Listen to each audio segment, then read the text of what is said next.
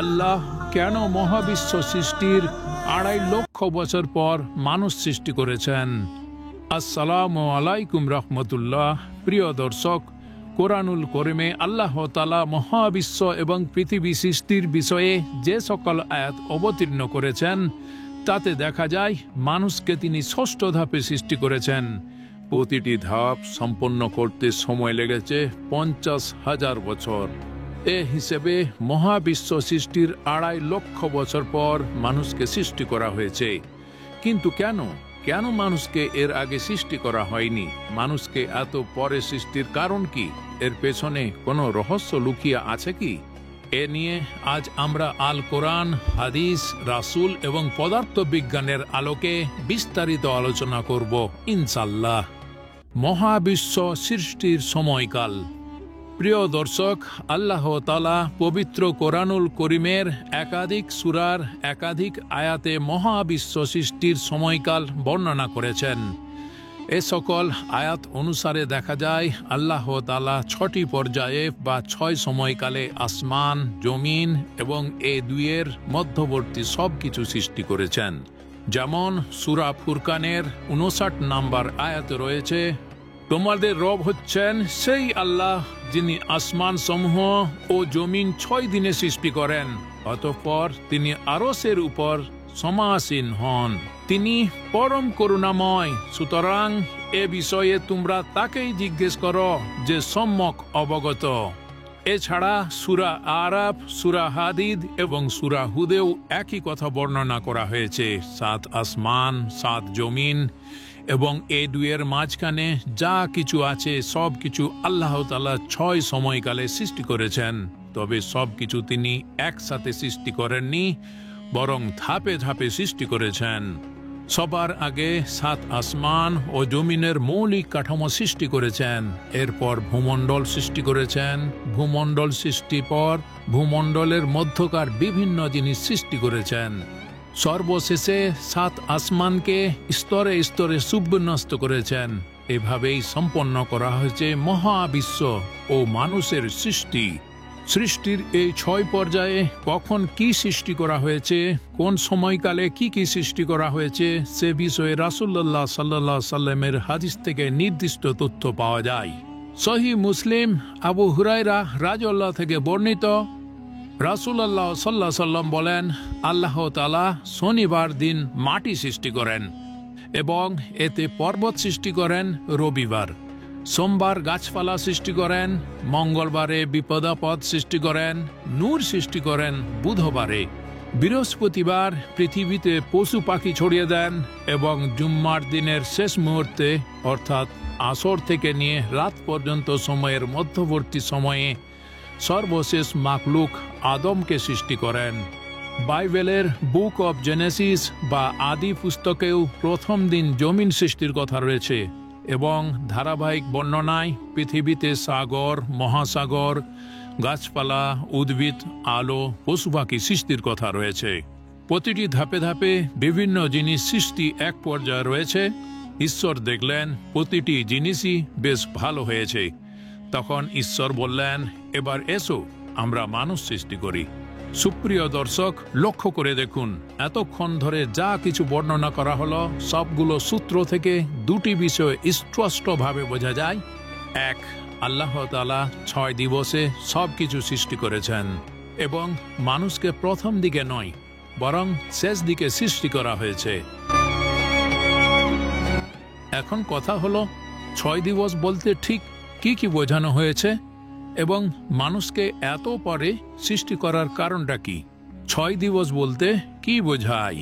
প্রিয় দর্শক, আল্লাহ তাআলা কোরআনুল করিম মহাবিশ্ব সৃষ্টির যে সময়কাল উল্লেখ করেছেন তা বোঝাতে তিনি আইয়াম শব্দ ব্যবহার করেছেন। এটা ইয়ামুন শব্দের বহুবচন, যার অর্থ হলো দিন বা দিবস। তবে আরবিতে যখন আইয়াম শব্দটি ব্যবহার করা হয় তখন এটা দ্বারা যেমন রাত দিনের সমন্বয়ে গঠিত নির্দিষ্ট দিন বোঝানো হয়, তেমনি সময়কাল বা সময়ের ব্যাপ্তিও বোঝানো হয়। আলোচ্য সূরা ফুরকানে ৫৯ নম্বর আয়াত সহ অন্যান্য যে আয়াত মহাবিশ্ব সৃষ্টির সময়কাল বর্ণনায় 6 আয়ামের কথা বলা হয়েছে, সাধারণভাবে মনে করা হয় এর দ্বারা 6 দিন উদ্দেশ্য। এই 6 দিন হলো রবিবার, সোমবার, মঙ্গলবার, বুধবার, বৃহস্পতিবার ও শুক্রবার। শুক্রবারে আদম আলাইহিস সালামকে সৃষ্টি করা হয়েছে। আর শনিবার সম্পর্কে বলা হয় এই দিনে কোনো কিছু সৃষ্টি করা হয়নি। এই জন্য এই দিনকে ইয়ামুস সাবাত, সাবাতের দিন বা শনিবার বলা হয়। কারণ সাবাত অর্থ ছিন্ন করা, অর্থাৎ এই দিনে সৃষ্টি করার কাজ ছিন্ন শেষ ছিল। তাই এই দিনকে ইয়ামুস সাবাত, সৃষ্টির সমাপ্তি ও বিশ্রামের দিন বলা হয়। কিন্তু এই ব্যাখ্যা অনুসারে দুটি প্রশ্ন দেখা দেয়। সূর্যের পরিক্রমণের ফলে দিন ও রাত সৃষ্টি হয়। নভমণ্ডল ও ভূমণ্ডল সৃষ্টির পূর্বে যখন চন্দ্র সূর্যই ছিল না, তখন 6 দিনের সংখ্যা কি হিসাবে নিরূপণ করা হলো? এর উত্তরে কোনো তাফসীরবিদ বলছেন, সূর্যোদয় থেকে সূর্যাস্ত পর্যন্ত যে দিন হয়, সূর্যাস্ত থেকে সূর্যোদয় পর্যন্ত যে রাত হয়, এটা পার্থিব জগতের ভাষা। মহাবিশ্ব সৃষ্টির পূর্বে আল্লাহ তাআলার কাছে দিন রাতের পরিচয়ের অন্য কোনো লক্ষণ নির্দিষ্ট থাকতে পারে। যেমন জান্নাতের দিন রাত সূর্যের পরিক্রমণ অনুযায়ী হবে না। আল্লাহ তাআলা সেই নির্দিষ্ট লক্ষণের ভিত্তিতে 6 দিবসের কথা বলেছেন। যে লক্ষণের ভিত্তিতেই দিবস নির্ধারণ করা হোক না কেন, এই 6 দিন কি দুনিয়ার স্বাভাবিক দিন? আল্লাহর নিকট যেভাবে দিনের গণনা করা হয় সেই 1000 বছরের সমান দিন, নাকি আল্লাহর নিকট ঊর্ধ্বগামী হওয়ার 50 বছর সমান দিন? স্পষ্টত মনে হয় এই 6 দিন দুনিয়ার স্বাভাবিক দিন নয়। কারণ প্রথমত সে সময় চাঁদ ও সূর্যের এই নিয়ম ছিল না। আসমান ও জমিন সৃষ্টির পরই এই নিয়ম চালু হয়েছে। দ্বিতীয়ত এটা ঊর্ধ্ব জগতের ব্যাপার, যার সাথে দুনিয়ার রাতের দিনের কোনো সম্পর্ক নেই। কাজেই এই দিনের প্রকৃত অর্থ আল্লাহই ভালো জানেন। আমরা নিশ্চয়তার সাথে কিছু বলতে পারি না।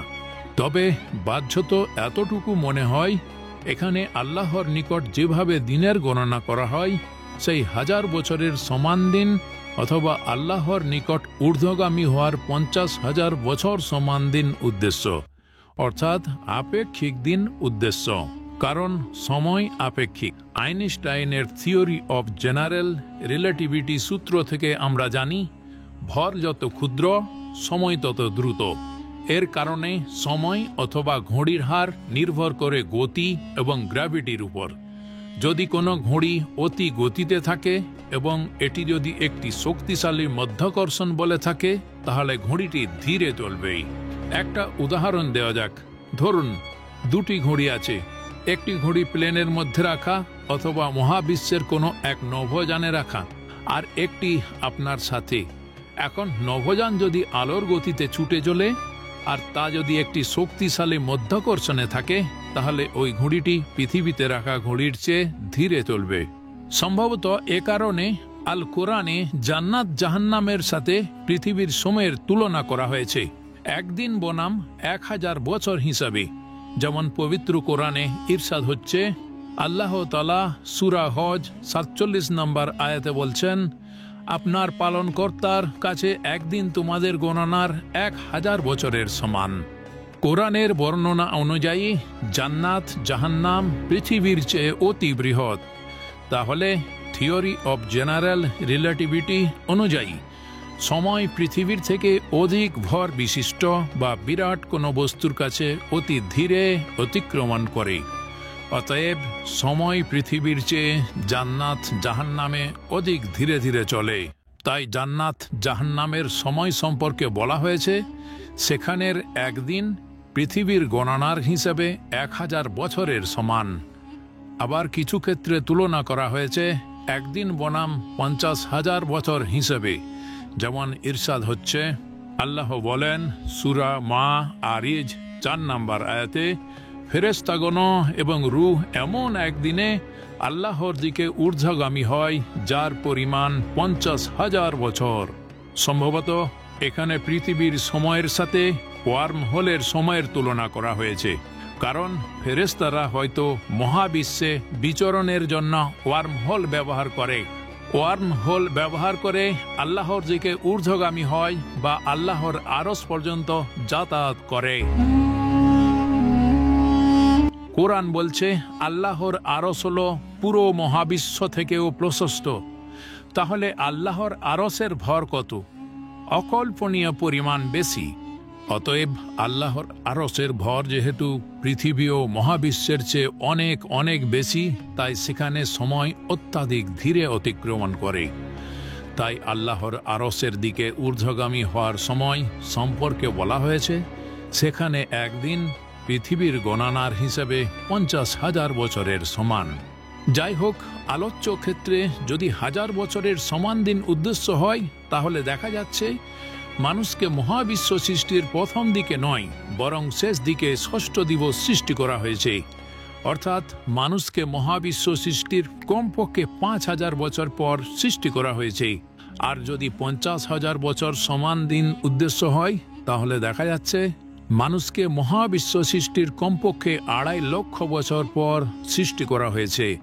তাই প্রশ্ন জাগে, মানুষকে এত পরে সৃষ্টির কারণ কি? এর পেছনে কোনো রহস্য লুকিয়ে আছে? মানুষকে 2.5 লক্ষ বছর পর সৃষ্টির রহস্য। প্রিয় দর্শক, আল্লাহ তাআলা সমগ্র বিশ্বকে মুহূর্তের মধ্যে সৃষ্টি করতে সক্ষম।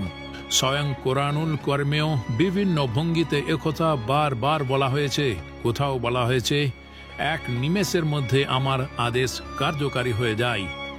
আবার কোথাও বলা হয়েছে, আল্লাহ যখন কোনো বস্তু সৃষ্টি করতে চান তখন বলে দেন কুন, হয়ে যাও, আর সঙ্গে সঙ্গে তা সৃষ্টি হয়ে যায়। তা সত্ত্বেও তিনি প্রতিটি জিনিসকে পৃথক পৃথকভাবে পর্যায়ক্রমে বানিয়েছেন কেন? মানুষকে মহাবিশ্ব সৃষ্টির এত পরে সৃষ্টির কারণ কি? এর যুক্তি ও কৌশলগত ব্যাপারে তিনি সর্বাধিক অবগত।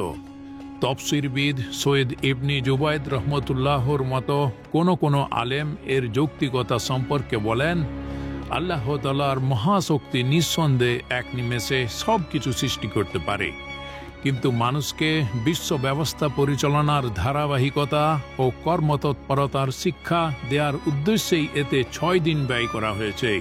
এতে মানুষকে ধীর স্থিরভাবে, শান্তভাবে এবং পর্যায়ক্রমে কার্যাদি সম্পাদন করার শিক্ষা দেওয়া হয়েছে। তবে বাহ্যিকভাবে দেখা যায় নভমণ্ডল ও ভূমণ্ডল 6 সময়কালে সৃষ্টির ব্যাখ্যা দিয়ে সূরা ফুসসিলাতের 9ম, 10ম ও 11তম আয়াতে স্বয়ং আল্লাহ তাআলা বলেছেন, বলুন, তোমরা কি সে সত্তাকে অস্বীকার করো যিনি পৃথিবী সৃষ্টি করেছেন 2 দিনে, এবং তোমরা কি তার সমকক্ষ স্থির করো? তিনি তো সমগ্র বিশ্বের পালনকর্তা। এই আয়াতে বলা হয়েছে মহাবিশ্ব সৃষ্টির 2 দিন ব্যাপী ভূমণ্ডল সৃষ্টি করা হয়েছে, আর পরের 2 দিন ব্যাপী পাহাড়, সমুদ্র, খনি, বৃক্ষ, উদ্ভিদ এবং মানুষ ও পশু পাখির পানাহারের বস্তু সামগ্রী সৃষ্টি করা হয়েছে। যেমন ইরশাদ হচ্ছে, তিনি পৃথিবীর উপরিভাগে অটল পর্বতমালা স্থাপন করেছেন, তাতে কল্যাণ নিহিত রেখেছেন এবং 4 দিনের মধ্যে তাতে খাদ্যের ব্যবস্থা করেছেন। পূর্ণ হল জিজ্ঞাসুদের জন্য। এরপর কি করা হয়েছে? ইরশাদ হচ্ছে, তিনি পুনরায় আসমানের প্রতি মনোযোগ দিলেন, যা ছিল ধূম্রকুঞ্জ। অতঃপর তিনি তাকে ও পৃথিবীকে বললেন, তোমরা উভয়ে আসো, ইচ্ছায় অথবা অনিচ্ছায়। তারা বলল, আমরা স্বেচ্ছায় আসলাম। তো দেখা যাচ্ছে সূরা ফুসসিলাতের এই ধারাবাহিক 3টি আয়াতে সবকিছুকে একসাথে সৃষ্টি না করে বিভিন্ন পর্যায়ে বিভিন্ন জিনিস সৃষ্টির কারণ জানা যাচ্ছে। মানুষকে এত পরে সৃষ্টির রহস্যও জানা যাচ্ছে। মানুষকে সৃষ্টির আগে জমিন সৃষ্টি করা হয়েছে, অর্থাৎ মানুষের বসবাসের জায়গা তৈরি করা হয়েছে। বসবাসের জায়গাটিকে স্থির রাখার জন্য পাহাড় পর্বত তৈরি করা হয়েছে। বসবাসের জন্য প্রয়োজনীয় বিভিন্ন ধরনের গুরুত্বপূর্ণ খনিজ পদার্থ সৃষ্টি করা হয়েছে।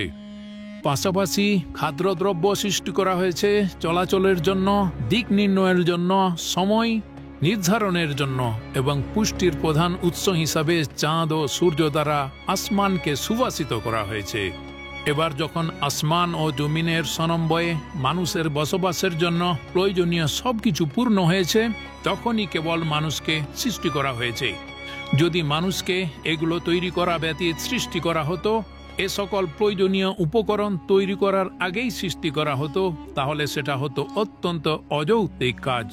কারণ বসবাসের স্থান, নিরাপত্তা, খাদ্যদ্রব্য এবং শক্তির উৎস ব্যতীত মানুষের পক্ষে জীবন ধারণ করা সম্ভব নয়। সুতরাং এটাই হলো সেই কুদরতি ইলাহি, যার কারণে আল্লাহ রাব্বুল আলামিন এত পরে মানুষকে সৃষ্টি করেছেন। সুবহানাল্লাহ, কতই না উত্তম আল্লাহর পরিকল্পনা, কতই না উত্তম আল্লাহর ব্যবস্থাপনা। সুপ্রিয় দর্শক, আমরা এতক্ষণ ধরে মহাবিশ্ব সৃষ্টির 6 সময়কাল নিয়ে আলোচনা করেছি। আল কোরআনের বর্ণিত 3টি প্রসঙ্গ অনুসারে সময়ের 3টি বর্ণনা নিয়ে আলোচনা করেছি।